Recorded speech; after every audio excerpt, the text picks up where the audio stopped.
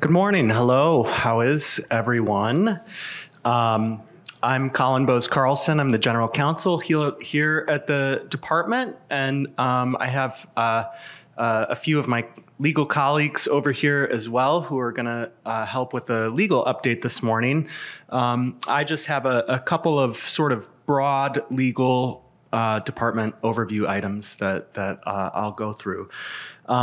First, just to touch on a few staffing items, Director Harris discussed some changes at the senior staff level over the past year. There have also been some changes down in the legal services level, and your legal handout, I've put a lot of contact information for the deputy general counsels who you are likely to encounter. A couple of changes. First, particularly for those of you who work on any property tax matters, you may already know or work with Robin Gill in Springfield. Last month, he was appointed Deputy General Counsel for Springfield Litigation and Property Tax Policy. He has been with the department for many years. We're very happy to have him in this Deputy GC position. His contact information is unchanged, so if you're already working with him, just be sure to congratulate him on his new position. Second, following Brian Wolfberg's retirement as chair of the Board of Appeals, Rebecca Kulikowskis, right over here, has been appointed our new chair of the Board of Appeals. We're very happy for Rebecca, though she has left some large shoes to fill in legal now that she's no longer our Deputy General Counsel for income tax litigation. We have not yet selected a replacement, so in the meantime, Rebecca has an upstairs office for Board of Appeals stuff and a downstairs office for income tax matters. And we're very thankful that she is continuing to support us in our income tax cases. And in fact, I'll turn it over to Rebecca in a minute to discuss a few of those. We are continuing to hire in legal. In the past 6 months, we've welcomed 3 new litigators here in Chicago, as well as 2 new policy attorneys in Springfield. We've also welcomed 3 law student interns who are with us on a part-time basis.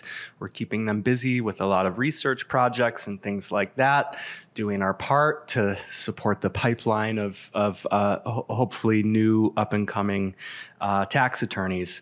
And we are also, I will make a quick plug, we are actively looking for and have an active posting for an assistant general counsel in our Springfield office. So if you or anyone have any questions about that, happy to speak with you.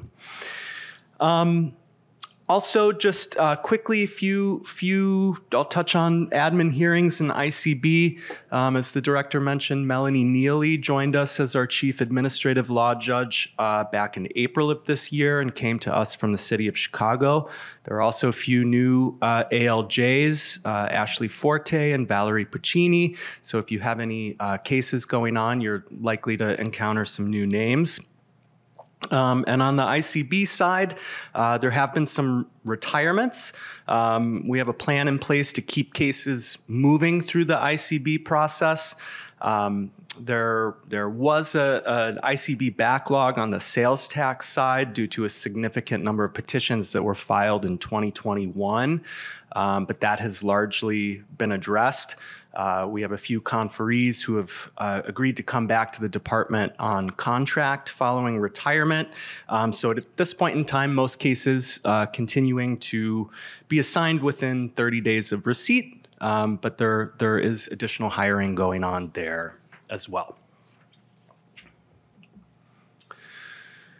Litigation trends. So Rebecca and Brian are going to speak in a moment to highlight a few notable cases, but just a word about trends generally. Back at the end of September, the department presented a panel at TFI's annual conference. And during that presentation, just a few short months ago, I said that generally speaking, we were seeing kind of a low volume of cases and decisions, particularly at the tribunal. We've speculated a little bit as to why that might be. I think the amnesty program had a lot to do with that in 2019, sort of cleared the deck. That applied, of course, to liabilities for periods from 2011 to 2018. And then right after the amnesty program was COVID. So, there was kind of a low volume, but I'm eating my words a little bit because whatever may have been the reasons for somewhat of a slower pace, it does seem that that's no longer the case. Just a few numbers. Since the beginning of September, we've had 4 issued decisions from the tax tribunal. That's more than we've had at this point in any year since 2017. And the pace of the filings is really picking up. We've had 34 petitions come through just in the last few months. So during that time, we've also had a couple of Protest Monies Act cases filed in circuit court. So we look at our crystal ball trying to figure out whether, is this a trend? Is it a blip? I think it's too soon to tell, but in any event, case volume generally seems to be picking up and maybe even picking up quickly. Also, regardless of how fast or slow things may have been on the litigation side, we've kept up a very aggressive rulemaking agenda all year. All of the rules that we've adopted or proposed so far this year are in your handout, and there are a lot of them. I'm not going to read them all. Brian will discuss a few of them in some more detail, but you'll see in particular, we are continuing to refine our rules related to leveling the playing field and our marketplace facilitator laws. This area of law is continuing to present new scenarios. It requires us to keep our pencils very sharp on this rulemaking. So that has kept us busy as well.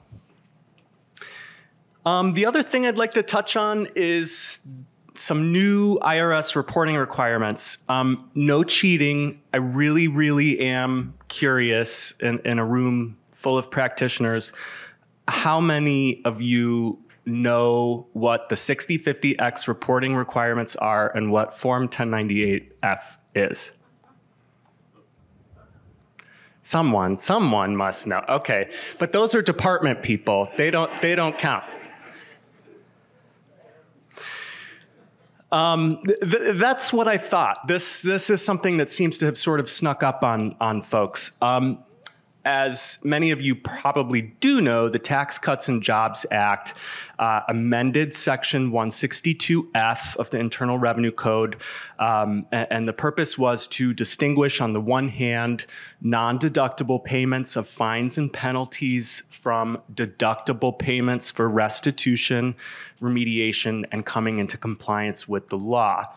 I think that part, folks have had some time to digest, but buried in there was also a new reporting requirement for government agencies who receive those types of payments.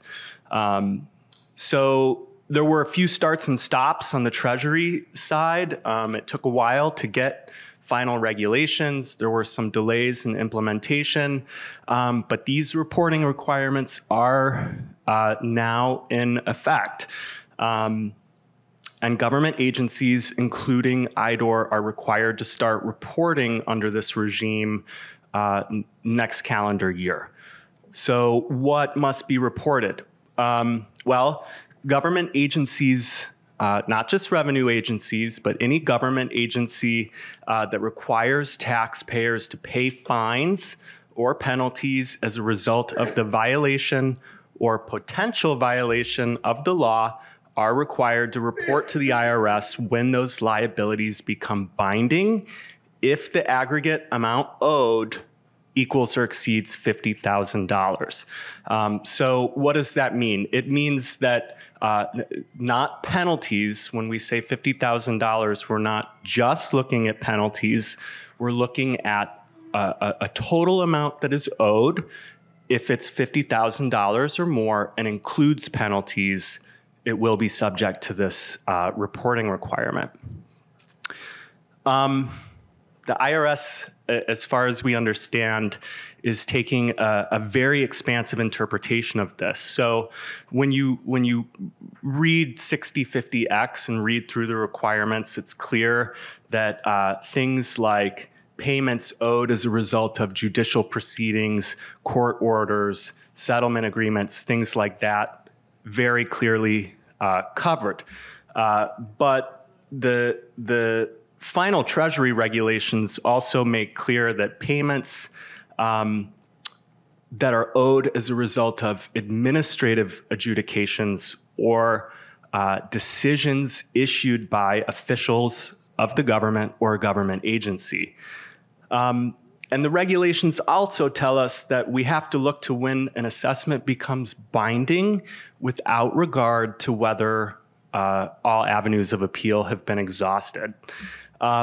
So what does this mean? Well, for us and the other state revenue agencies we've heard from, we are interpreting this to mean that whenever the department issues a notice or assessment that is final and binding, and the total amount of the assessment, including penalties, is $50,000 or more, we're going to be issuing this form.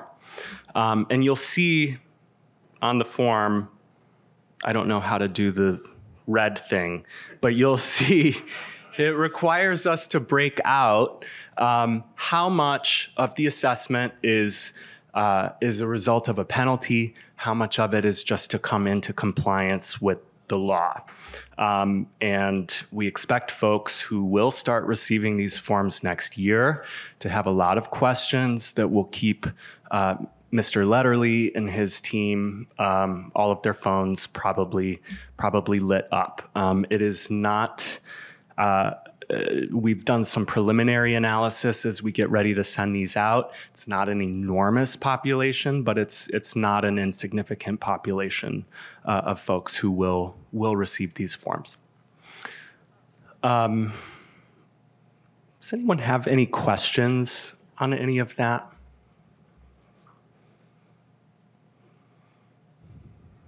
Nothing about 1098F?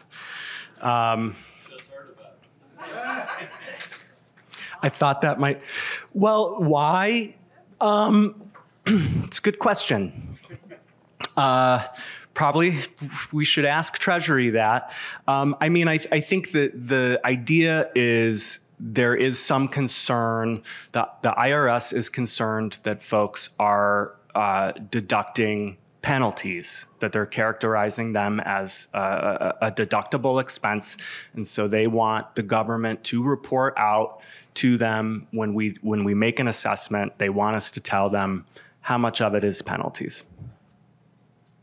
Yes, sir. This may be premature, but relative to this binding, so you issue an NPL, and I ultimately take it to tax court, the tribunal, and that the tribunal renders a decision 4 years later. When do you issue a 1098? So we're still working through some of those details. Generally, our plan is to not issue the forms if we have an indication that it is being protested. But if we don't have a protest indicator on the account and the notice is issued, then the form will be generated. So in theory, the 60-day rule or whatever is applicable will be observed by the department prior to issuing the form? Correct. So should this be tied to when it's paid? Also a good question for Treasury. It probably should. I can tell you what, it would make it a lot easier for us if it were tied to when it was paid. But that is we didn't get everything we wanted. Yeah. Is this just for Illinois or for all? This is for all units of government, and it is not just revenue agencies. So in any unit or agency of government that assesses these types of things, or even agencies that don't. For example, if you were to enter into a settlement agreement with a regulatory agency, and that agreement specified amounts paid to the government or that agency for penalties or fines, that would also trigger a reporting requirement. Parking tickets? Well, if you racked up $50,000 in parking tickets, probably, yes. There is a threshold. The threshold in the statute is $600, but with authority delegated to the secretary to change that amount by rule. The Federation of Tax Administrators advocated for a threshold of $10 million. We got 50,000. Okay, I know we're a little short on time, so I'm going to go ahead and pass it off to Rebecca. But if anyone has any other questions about this, I've been knees deep in it for a few weeks now while other agencies are asking for help trying to figure out what this all means. So it's very top of mind. So if anyone has any questions, feel free to find me afterward. Thank you.